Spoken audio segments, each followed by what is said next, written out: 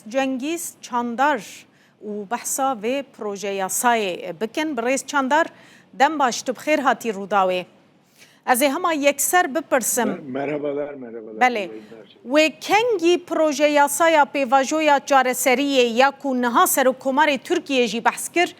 وره انگو بچه پارلمنتوی گلو دمینه پشتی جوینا ناتوی یان بریا جوینه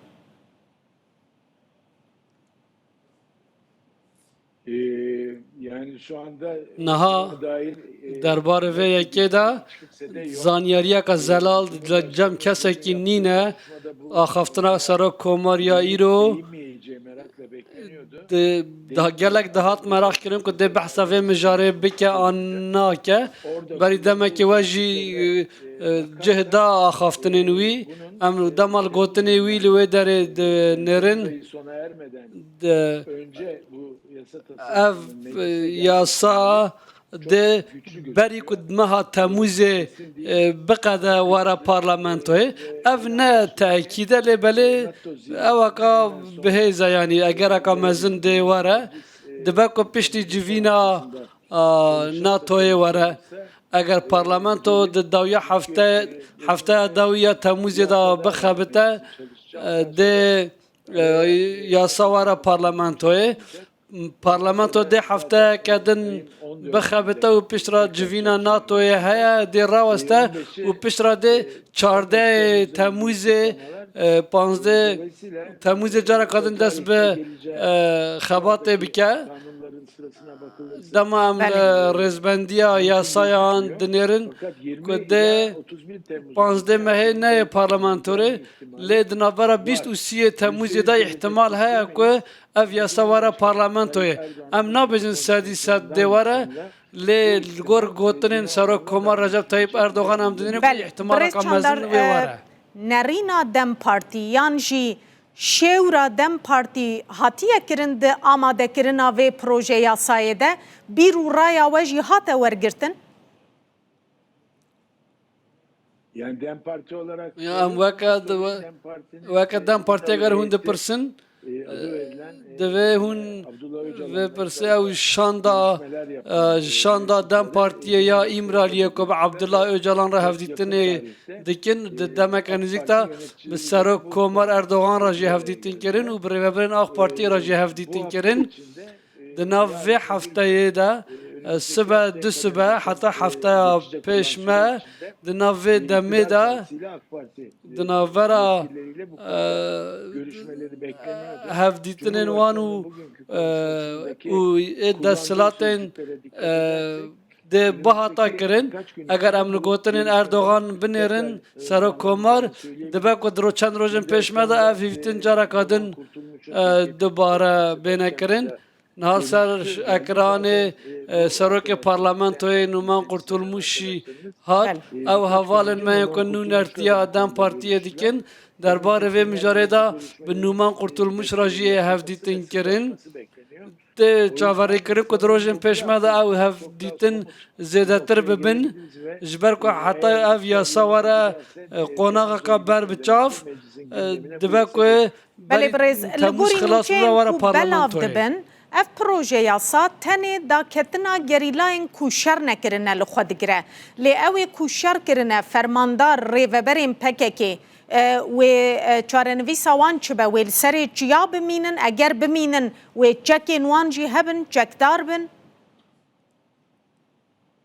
siz şimdi cevabı Naha. şu anda olmayan soruları soruyorsunuz. û niha pirsiyan dikin ku bersivê wan nînin Nasıl olacağını em heta niha nizanin ku dên naveroka yasayê çi be an nebe niha dê çend kesan li xwe bigire dê çawa were formûlekirin em van yekan nizanin ji ber wê di rojên pêş me de dê zêdetir ber bi çav were dîtin ew dê tanımlanıyor. kesên ku dibêjin dê çend kesal xwe bigirin dê rewşa wan çawa be û dê çend kes ji vê yasayê sûdê werbigirin tenê ne gerîla jî li Sirgûnê li Ewropa li diasporayê gelek kes hene û di girtîgehan de gelek mirov hene ev yasa dê wan kesan jî li xwe bigirin dê çend kes nekevne çarçove ve yasayê û rewşa wan ya heqûqî dê çi bibe em niha nikarin tiştekî bibêjin ku em çi bibêjin dê bibe spekülasyon ji ber ku dê hîn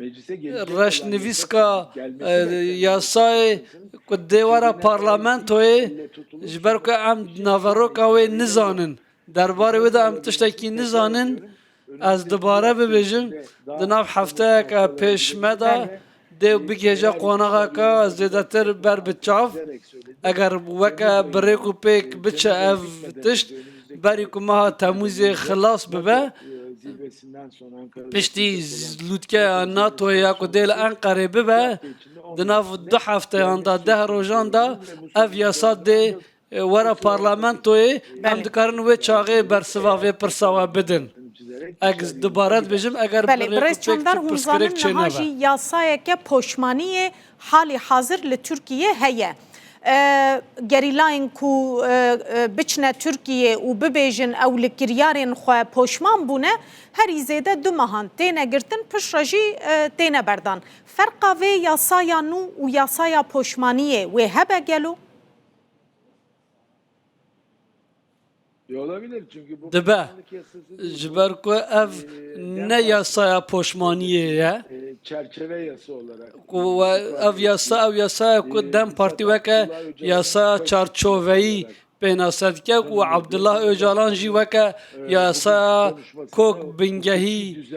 bi nav dike serok komar jî îro weke serarastkirinên hiqûqî ku neyiştina terorê dê rêk bixe pênase kir. Abdullah Öcalan'ın Yek tanımıyla pênase Abdullah Öcalan ku hatiye kirin dê heşt xalan derbas neke li gor derdorên gelebilen bilgilere Ax Partiyê zanyariyên ku ji wan gihîştine me jî dê yasayeka 10-11 ji xalan pêk were bê parlamentoyê ev ne yasaya poşmantiyê ye ev 24'te başlamış pêvajo di çarçove ewa pêvajoya ku cotmeha 2024 da dest pêk 24 dest pêk kir û ku di meha Sibatê 2025 da bi daxuyaniya Banga Abdullah Öcalan bileztir bû û bi xwe helweşandina Kongreya PKK berdewam kir û çekdanîn eşkere kir û di 11 Temûzê de jî li axa Herêma Kurdistanê ya Iraqê çekên xwe şewitandin û di meha Tebagê de jî li parlamentoya Tirkiye komîsyonek hata avakirin û îsal di meha Sibatê de jî rapora vê komîsyonê hata amadekirin û pêvajo noktayı ifade bi wî awayî gihîşte vê xalê û dê ev yasa jî xala herî giring ya vê pêvajoyê dest nîşan bike. Ji ber wê jî ew tiştên ku heta îro dibin yasaya poşmantiyê de hate kirin ne wiha bevdê ev yasa dê di çarçoveya vê pêvajoyê de derkeve dibe ku xalên wan bişibin hevdê hebin lê belê ev yasa dê ya pêvajoyê be dê berfirahiya wê çi qasa be weke berî ku me demeke jî min got dibe ku heft heştne 10-11 ji xalan pêk were û bi temamî derbarê vê pêvajoyê da be lê naveroka wê di rojên pêşme de dê diyar bibe em îro ne di wê xalê da Birêz Çandar ev pirsa min jî di derbarê mesela çima pêşî yasa dernakeve çima dewlet danîna çekan dike şert ji bo derxistina yasayê. Mehmed Emîn Ekmen doh mêvanê me bû ji devayê wî got Abdullah Öcalan û dewletê li hev kiriye PKK bê şert û merc çekan deyne yasa derkeve dernekeve ji ber vê jî dewlet dixwaze beriya cîbicîkirina yasayê PKK çeka deyne. Hûn di vê derbarê de çi dibêjin? Bu sözcüklere fazla takılmamak Ez divê em zêde guh nedin van gotinan di berdevkê Ax Partiya Ömer Çelik jî axifî divê mijarî de em di xaleke girîng ya vê pêvajoyê dane her siyasi organizma kendi tabanını ji bo ku her aliyê siyasî ji bo ku alîgirên xwe û ragiştî di nav pêvajoyê da bigire û rizamendiya wan werbigire hinek daxuyaniyan dide. Yani her wextê bi heman gotinan ev tişt nayê kirin weke ku hûn dizanin ji serî pêvajoyê de li Tirkiye saziyên îstixbaratê, saziyên ewlehiyê divê tespît bikin û raporê bidin ku ev çek hatine danîn, ev pêvajo berdewam dike. Ti carî ev nehate gotin ku çekên nehat gotin ku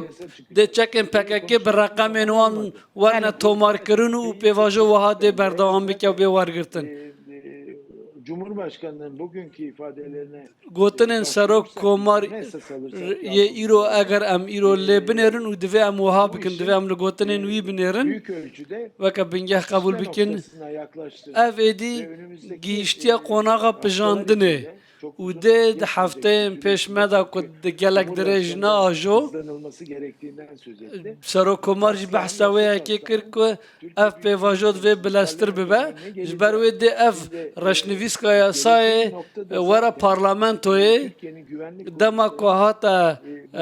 wê xalê jî tespit yaptığı saziyên varsayılmış olacak. devletê jî divê warî da dê tespîtên xwe kiribin wiha bêqebûl kirin. Ji ber wê divê mirov zêde guhê nede van gotina ev dê çek bête danîn pêş de be şûn da be divê em dev ji van gotinan berdin. Tayyip Erdoğan'ın yaptığı açıklama Serokkomar Recep Tayyip Erdoğan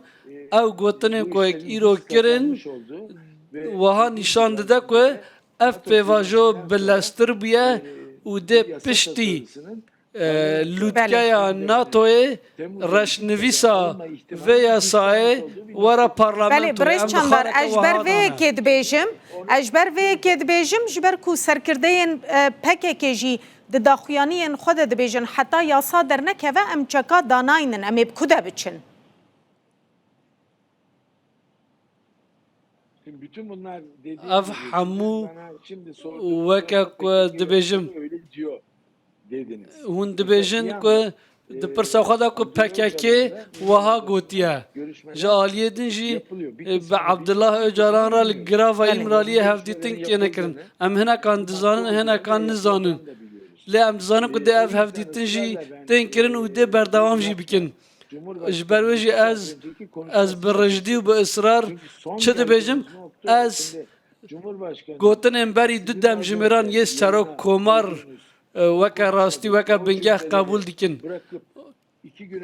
Ez nikarim wa gotinê ku wan hat ser ekranê xwe parve kirin û guh bidme wa gotinên berî di rojan hatine gotin ku filan kesî wiha gotiye em ê bixitimin. Di vî warî de otorîteya herî bihêz û li gor sîstema destûrî jî serokkomar e xwedî otorîte. Berî du demjimiran ev tiş got û we jî danî ser ekranên ev gotinên wî em dikarin niha vê yekê bibêjin ku wiha tê gihîştin û zanîn ku ev yasa dê di meha Temmûzê de berî ku partî bikevin bêhinvedana havînê dê were parlamentoyê. Dê çawa were em dê neveroka wê derê bizanibin. Em ser vê yekê çi bibêjin dê bibe spekülasyon. Cengiz Çandar parlamenterê Dem Partiyê Amedê tu mêvanê me bû zor spas.